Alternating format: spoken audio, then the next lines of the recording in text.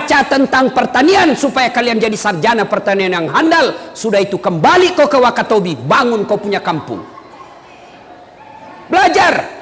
Alhamdulillah, orang yang belajar dengan baik, dia tekuni ilmunya, Allah janji. Polisi yang belajar dengan baik, tentara yang belajar dengan baik, ASN yang belajar dengan baik, Allah janji. Apa janji Allah? Yarfa'illahu alladhina amanu minkum walladzina utul ilma darajat. Allah angkat derajatmu. Coba, mana buktinya? Bapak-bapak polisi yang tamatang SMA ya tak putar-putar saja di sini, Pak. Di Wakatobi saja putar-putar, pangkat paling tinggi Kapolsek. Tapi kalau bapak sekolah, naik sekolah terus, insya Allah bisa jadi Kapolres. Allah angkat derajatnya. Kalau Kapolres di depan kau duduk, bos. Kalau kau satu di belakang kau jaga motor. Ya ketawa, saya serius ini. Coba, iya. Mana lagi contohnya? Dasat Latif. Coba, biar saya terlambat di depan ki Ustadz. Apa bagiannya? Coba lihat kuenya.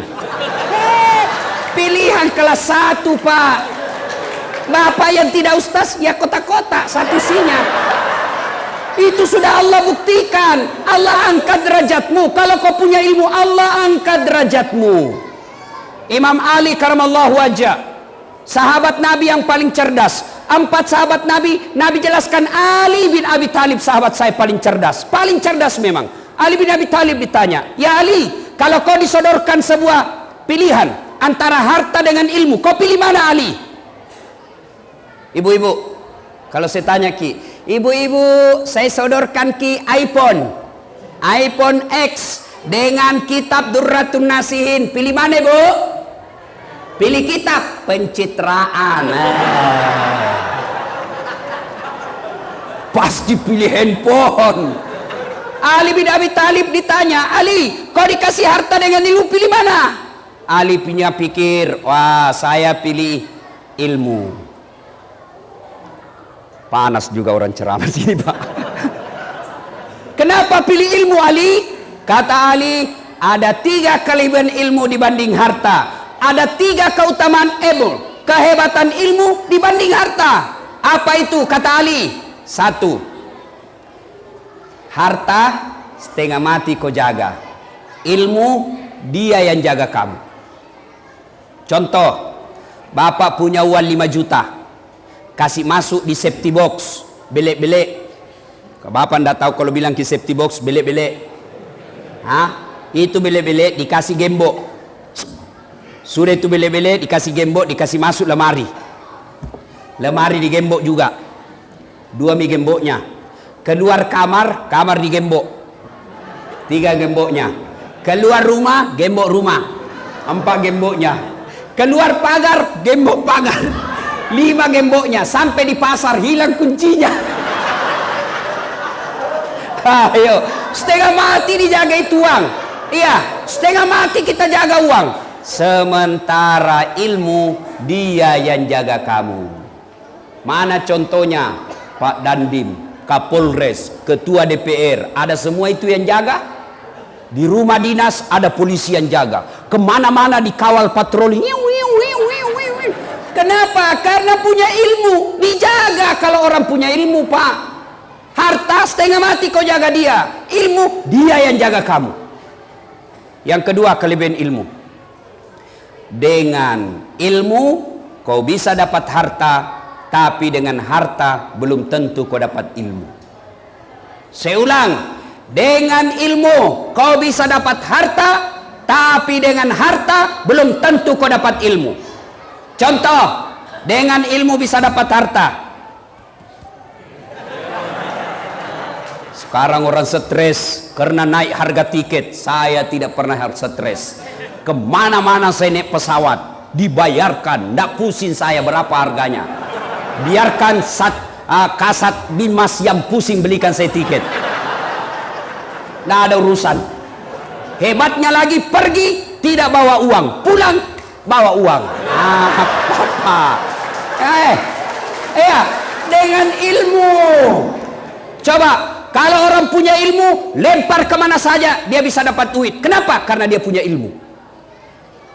Sementara dengan harta belum tentu kau dapat ilmu. Contoh, ada orang kaya di kampungku Pak, kaya memang Pak, banyak tambaknya tapi tidak tahu membaca. Anaknya ajarlah bapaknya membaca supaya gampang cepat membaca, dia kasih huruf-huruf besar yang ada gambarnya. Ejai Pak, PE P tambah P pep, SO so, DE dente apa bacanya? Odol. Padahal Pepsodent. Beleng-beleng. Banyak itu Pak. Coba, waktu masuk wartel di kampungku, warung telepon, waktu itu belum ada HP. Dia masuklah kamar bicara. Dia buka nomor HP-nya anaknya yang sudah dicatat. Masuk kamar bicara langsung bilang, halo, halo, ambokmu, halo. Saya bilang, bagaimana mau nyambung ngaji? Pencet dulu nomornya. Kau lah balik tak? Nah, saya pencetkanlah nomornya. Sudah dia pencet, tak balik lagi. Yang untuk di telinga nak simpan di mulutnya, yang di mulut dah simpan di telinganya. Berteriak, halo, halo, tak nak dengar. Saya bilang, Haji, terbalik Haji. Langsung sudah bilang, loha, loha. Aduh, saya bilang, bukan halo aja terbalik. Coba, ini banyak duitnya tapi beleng-beleng. Sampailah dia di Makassar. Sampai di Makassar, dibawa anaknya jalan-jalan ke mall. Masuk di mall, dia lihat tangga lift. Bapak tahu tangga lift yang naik turun? Dia lihat tangga lift. Wih, menyala. Ada di atasnya menyala, terbuka. Dia baca, open. Wih, besarnya pembikin kuenya ini. Dah bayangkan pembikin kue di kampungnya deh. Lo pona nasa pak buah bepane ye. Terbuka, ada orang Cina mau masuk, dia teriak, weh jangan masuk, panas, panas itu open, jangan kau masuk. Masuk ini orang Cina, tertutup. Begitu beberapa saat kemudian terbuka, keluar orang Irian. Dia bilang, ku bilang memang jangan kau masuk. Hangus maka, padahal lah yang masuk lah yang keluar. Makanya belajar bos. Ayo Pak, bapak-bapak kasih sekolah anaknya Pak. Jangan sampai bapak tidak sekolahkan ya. Sudahlah, kau ndak usah sekolah, nanti kau sarjana pengangguran juga. Lain orang yang otaknya sarjana jadi petani dengan otaknya tidak sarjana jadi petani, pasti beda hasilnya. Kalau anak tak sarjana, dia kemudian menjadi kepala rumah tangga, meskipun dia tidak punya kerja sebagai pegawai, pasti beda ketika mendidik anak orang sarjana dengan tidak ada sekolahnya. Kan sekolahkan anak.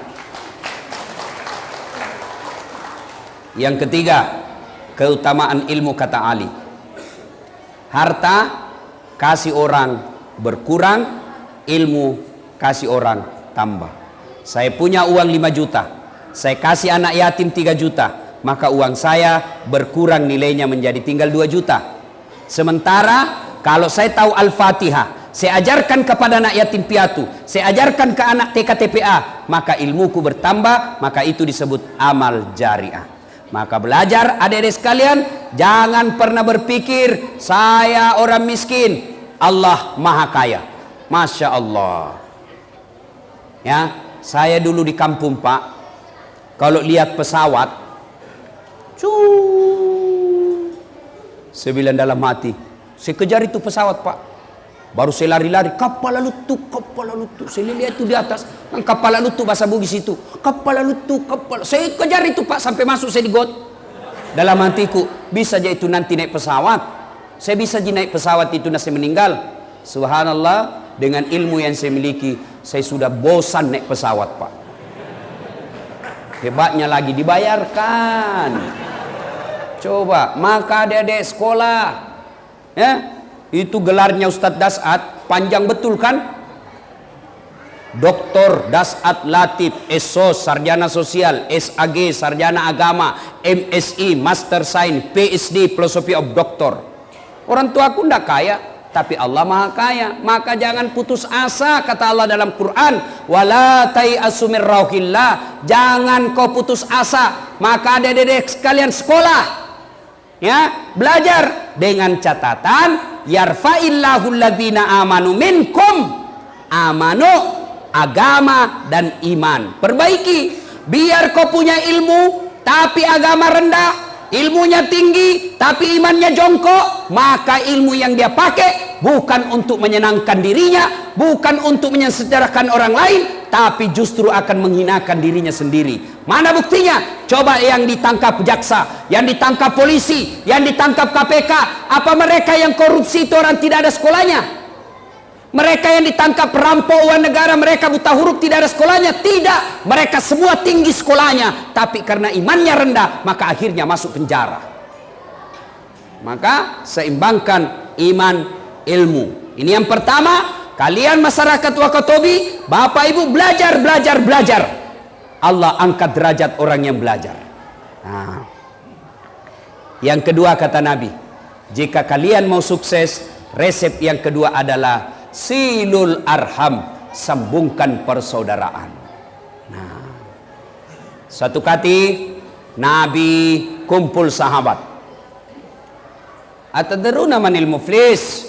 Saudara-saudara sekalian, tahu enggak siapa yang bangkrut di akhirat kelak?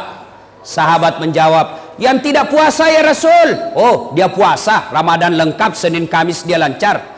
Yang tidak sholat ya Rasul, sholat 5 waktu, bahkan sunnah-sunnah rawatibnya lengkap. Yang tidak bayar zakat ya Rasul, dia bayar zakat harta dan dia keluarkan zakat fitrahnya. Yang tidak haji padahal sudah mampu ya Rasul, dia haji bahkan selalu pergi umroh. Sahabat heran, baik betul agamanya, baik ibadahnya. Kalau begitu siapa yang bangkrut ya Rasul? Nabi menjelaskan, jarusu wa khati'ur rahim, tetangga yang jahat sama tetangganya dan dia memutuskan persaudaraan. Heran semua sahabat, berpikir semua sahabat, kok bisa bangkrut? Sholatnya baik, puasanya baik, zakat sedekahnya cukup, hajinya mabrur, kok bisa bangkrut ya Rasul? Nabi menjelaskan, memang hubungannya kepada Allah baik, tapi sayang 1000 sayang, hubungannya kepada sesama manusia hancur. Depan rumahnya dia musuhan, sebelah kanannya dia bertengkar, sebelah kirinya dia gaduh, sebelah belakang rumahnya dia musuhi. Tidak ada orang dianggap akur, semua dimusuhi. Sehingga nanti di akhirat ketika dia setor pahalanya, ya Allah ini sholatku, datang tetangganya, tunggu dulu Tuhan, saya pernah bertetangga di Wakatobi, dia serobot tanahku 1 meter, saya mau lawan tapi dia polisi. Nah kasih lihat kah senjatanya, mundur kak, lapor di Polres, Polres juga temannya, Pak Serama. Nah ambil bukan polisi Wakatobi, bukan polisi India.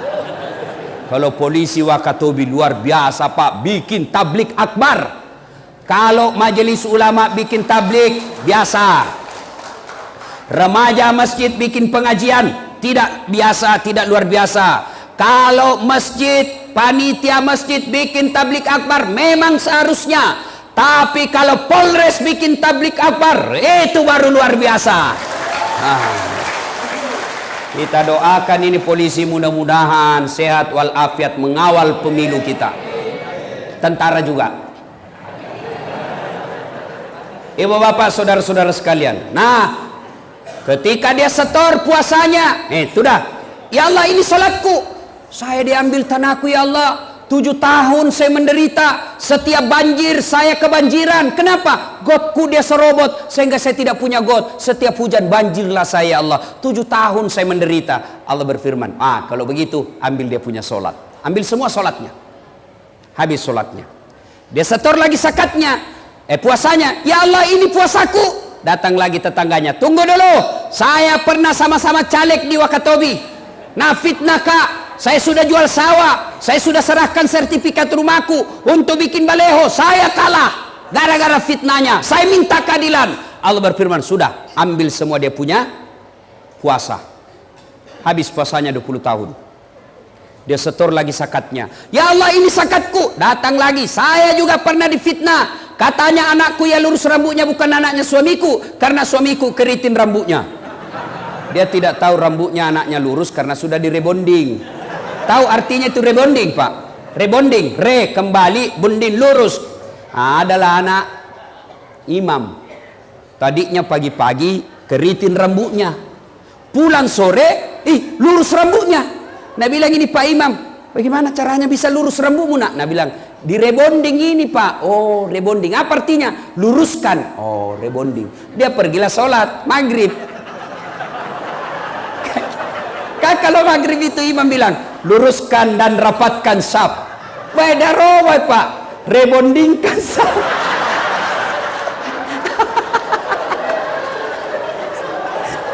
Imam Bode. Masya Allah. Gara-gara fitnahnya ya Allah, saya ta'ala ya Allah, saya minta keadilan. Allah berfirman, sudah ambil semua jadi punya haji. Habis sholatnya, habis puasanya, habis zakatnya, habis hajinya, masih ada yang datang. Ya Allah, saya juga pernah disakiti. Dia bilang, yang tadi banyak amalnya Tuhan, bagaimana lagi? Nah habis mi amalku. Kata Allah berfirman, supaya adil, ambil dosanya orang yang pernah kau sakiti hatinya.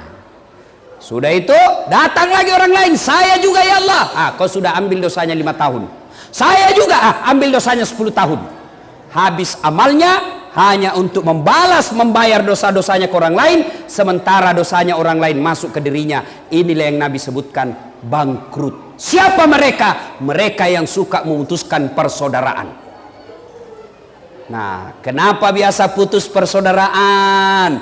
Kenapa orang bermusuh-musuhan? Sekarang 2017, penyebab orang bermusuh-musuhan yang pertama dan utama adalah pemilu dan pilcaleg. Pak, silakan berbeda calon presiden. Nomor 1 oke, nomor 2 oke, semua bagus, sama-sama rakyat Indonesia. Yang salah kalau Bapak menjelek-jelekkan calonnya orang. Silahkan berbeda pilihan, tapi jangan bermusuhan. Ada teman saya, dari kecil dia sekampung, puluhan tahun dia bersahabat. Kemudian karena Pilpres 2017, dia satu grup di WhatsApp, mereka saling menghina, mereka saling memaki, mereka saling menyebarkan yang tidak disenangi dibaca. Akhirnya apa? Mereka mulai renggang dan ketemu di warung kopi tidak menyapa lagi, padahal 30 tahun bersahabat. Gara-gara Pilpres dia bermusuhan. Ini yang disebut aslinya dongok belen-belen dungu. Coba, jangan bermusuhan gara-gara pemilu. Pemilu ini pesta demokrasi. Namanya pesta kita senang-senang. Pesta itu kita gembira-gembira. Saya kasih contoh, pesta pengantin. Kalau Bapak bayangkan pesta pengantin, apa yang ada dalam pikiran kita? Senang-senang. Pesta pengantin, gembira-gembira. Pesta pengantin, ada musik-musik. Tidak ada orang pergi pesta pengantin cemas. Tidak ada orang pergi pengantin takut, kecuali yang ada selingkuhnya dan dia bawa istrinya. Ketemu istriku selingkuh, aku tarik rambut. Ini yang biasa takut ini. Kalau pemilu namanya pesta demokrasi, janganlah menakutkan, jangan ceramah dikatakut-takuti, jangan ceramah dilarang-larang, jangan ya ini pesta sekali 5 tahun. Kau dikalah calonmu, maju kau lagi 5 tahun yang akan datang. Ayo, apa yang menyebabkan pemilu kita kadang-kala ini bermusuhan orang? Siapa mereka yang bisa memecahkan dalam pemilu ini? Satu, calegnya sendiri. Caleg, tolong kasihan, jangan kau bodoh-bodohi masyarakat. Caleg, jangan ajari masyarakat money politik. Kau sosialisasi saja, sampaikan saja apa visi misimu, sampaikan apa yang ingin kau lakukan. Tidak usah bawa duit sogok masyarakat, jangan beli masyarakat. Sampaikan saja, kerja saja dari pintu ke pintu, bawa kartu namamu, bawa visi misimu. So ditudah itu kau berdoa kepada Allah dalam salat tahajud, minta kau kepada Allah. Kalau Allah yang getarkan hatinya orang, tidak ada yang mustahil buat Allah. Tidak usah kau bawa duit, kasih duit 300.000, bodoh-bodohi masyarakat. Ya, sampaikan saja visi misimu, balehomu jangan macam-macam kata-katanya, bikin yang jelas, yang bisa diukur. Misal, insya Allah saya terpilih di Wakatobi, garam gratis. Jelas itu kerjanya. Kalau saya terpilih, pupuk di Wakatobi gampang kau temukan. Itu jelas. Jangan hidup mati bersama rakyat. Apa maksudmu, bos?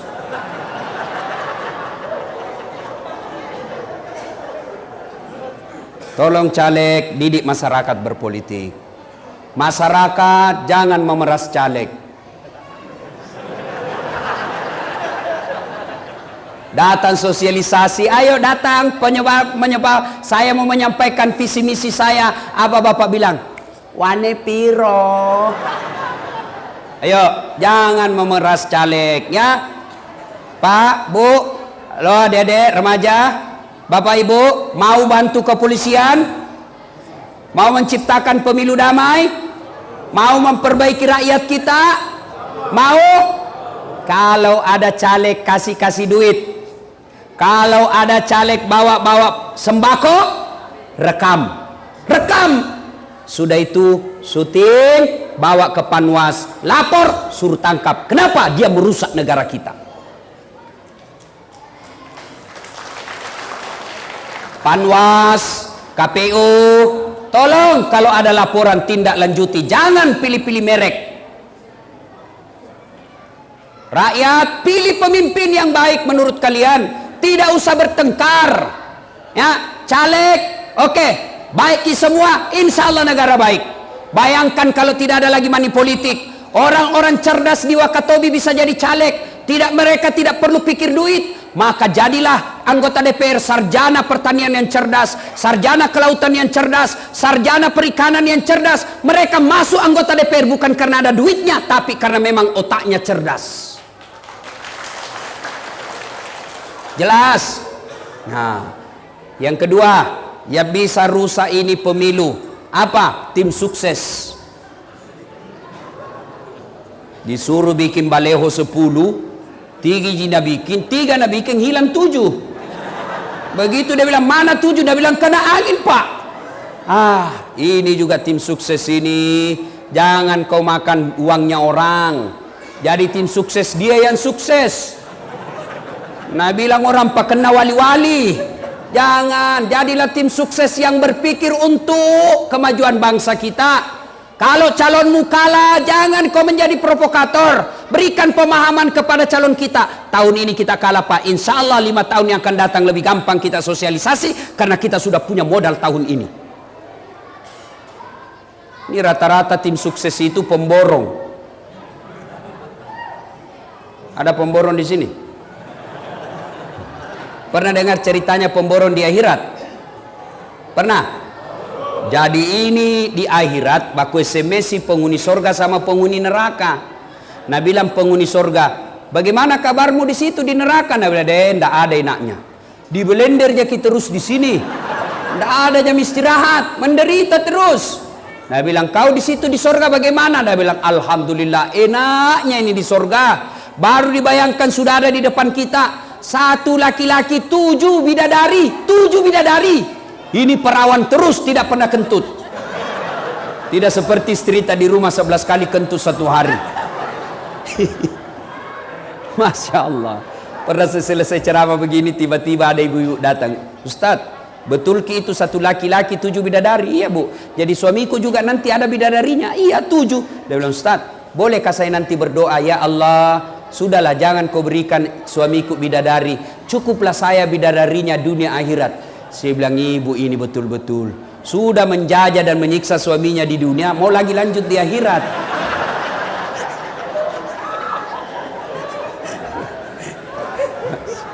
Ibu bapak saudara-saudara sekalian, ya, apalagi yang bisa merusak persaudaraan?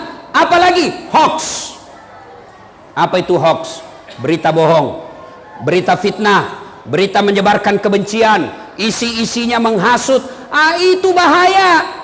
Di samping bapak dapat dosa, juga bisa bapak berurusan polisi, masuk penjara.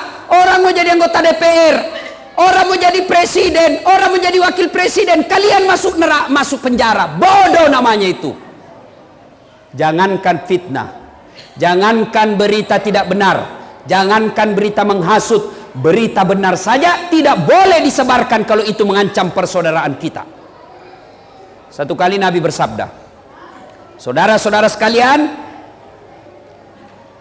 siapa yang syahadat diyakini sampai mati, la ilaha illallah Muhammad Rasulullah, dia yakin sampai mati, itu orang pasti masuk surga. Wah, senang Abu Hurairah. Abu Hurairah ini sahabat Nabi yang paling banyak meriwayatkan hadis. Senang Abu Hurairah, dia mau pergi umumkan di pasar. Lari-lari Abu Hurairah, ketemu sama Abu Bakar. Abu Hurairah mau ke kemana buru-buru? Saya mau menyampaikan berita gembira. Apa? Baru saja saya dengar Nabi bersabda, siapa yang syahadat diyakini sampai mati pasti masuk surga. Umar bilang, betulkah Nabi bilang begitu? Betul. Umar bilang, saya tidak percaya. Ayo, coba kita datang kepada Nabi. Saya mau dengar langsung dari Nabi. Ini dalam teori jurnalistik disebut check and recheck. Qurannya disebut tabayanu, bertabayun. Bahasa Indonesianya klarifikasi. Umar bilang, tunggu dulu, apa betul Nabi bilang begitu? Umar sama Abu Hurairah datang kepada Nabi. Ya Rasulullah, katanya Anda mengucapkan, siapa yang mengucapkan 2 kalimat syahadat diyakini sampai mati pasti masuk surga. Apa betul begitu ya Rasul? Nabi jelaskan, betul. Umar bilang, masalahnya ini Abu Hurairah mau umumkan di pasar. Terus kenapa? Jangan ya Rasul. Kenapa? Nanti salah paham orang. Yang penting kau syahadat biar judi masuk surga. Yang penting kau syahadat biar berzina masuk surga. Yang penting kau syahadat biar salat tidak salat masuk surga. Nanti salah paham orang awam ya Rasul. Nabi jelaskan, oh iya, kalau ini jangan diumumkan di rakyat biasa, nanti orang salah paham. Sehingga kita dalam Islam ada yang disebut likulli makam makal wa likulli makal makam. Setiap tempat ada bahasa yang cocok untuk tempat itu, dan setiap bahasa ada yang cocok tempat untuk bahasa itu. Mungkin ada beritanya, ada faktanya, ada benarnya, ada saksinya, tapi kita pikir, wah kalau ini saya sebarkan di Wakatobi rusuh orang, sudah, tidak usah saya sebarkan. Maka orang yang tidak menyebarkan meskipun benar, itulah yang disebut mengutamakan kemaslahatan, maka dia dapat pahala. Sebaliknya, kalau dia sebarkan berita-berita kebencian, apalagi fitnah, maka selain Bapak bisa dipenjara, juga Bapak akan mendapat dosa jariah. Meskipun Bapak sudah meninggal, dosa-dosanya tetap Bapak terima, karena gara-gara Bapak yang sebarkan, orang ikut melakukan fitnah dan kejelekan. Itu ayat yang kita dengar tadi yang dibaca oleh Qori. Janganlah di antara kalian menjelek-jelekkan. Sukakah kalian memakan bangkai? Ayukibbu ahadukum, sukakah kamu memakan bangkai sesamamu manusia? Itulah mereka yang suka menceritakan kejelekan orang lain. Penyakitnya ibu-ibu ini, Pak gosip. Biar ustaz na gosip juga. Apa nak bilang? Itu lagi ustaz, itu je bajunya nak pakai waktu na di TV One. Kenapa? Ikut susah kok.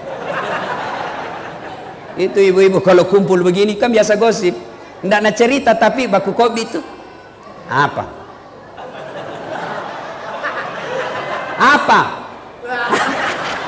ini ada tukang gosip di sini? Ada? Tidak ada? Motor lolos.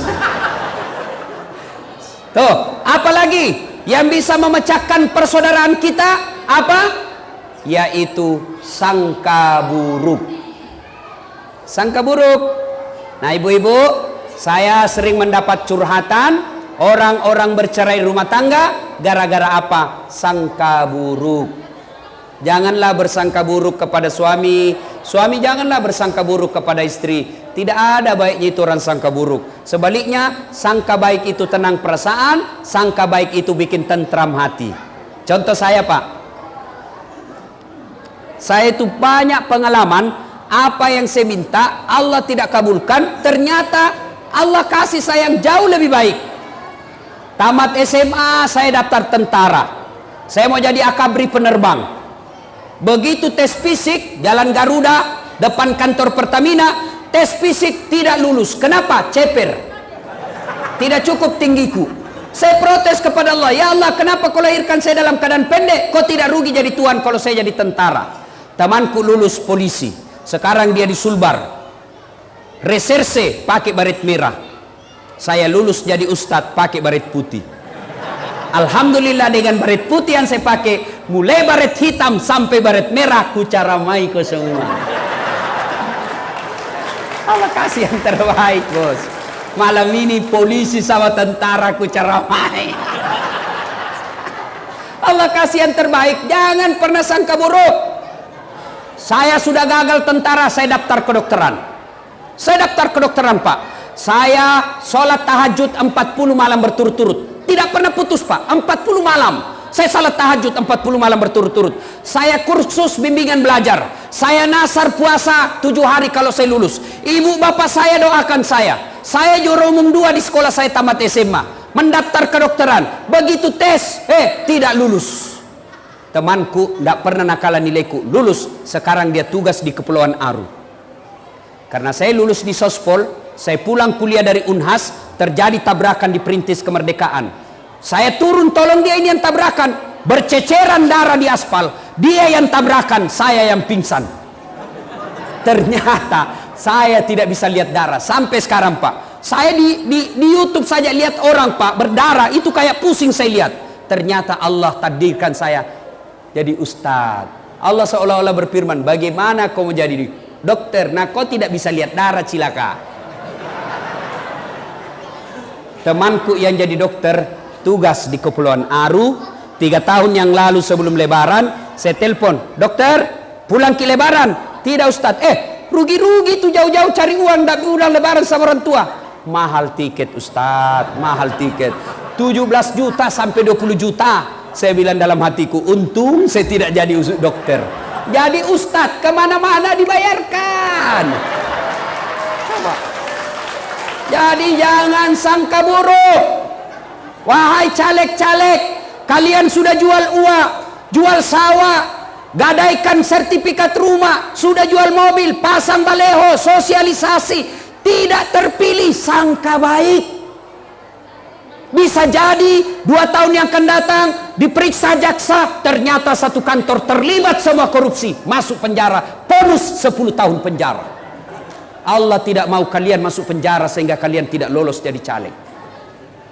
Saya 2013 ikut pilkada di Makassar, Pilwali Makassar, 10 pasang calon. Saya tidak jadi menang. Dia bilang orang kalah Ustaz, tidak, cuma yang menang lebih banyak suaranya dari saya. Ini namanya sangka baik.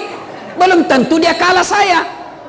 Alhamdulillah saya tidak jadi wali kota, tapi saya jadi ustadz keliling kemana-mana ke seluruh dunia. Coba kalau saya jadi waktu itu, paling di Makassar saya terputar-putar. Sangka baik. Bapak anggota kepolisian dikirim ke sini, sangka baik. Jangan sangka buruk, sangka baik. Inilah tempat yang terbaik. Sangka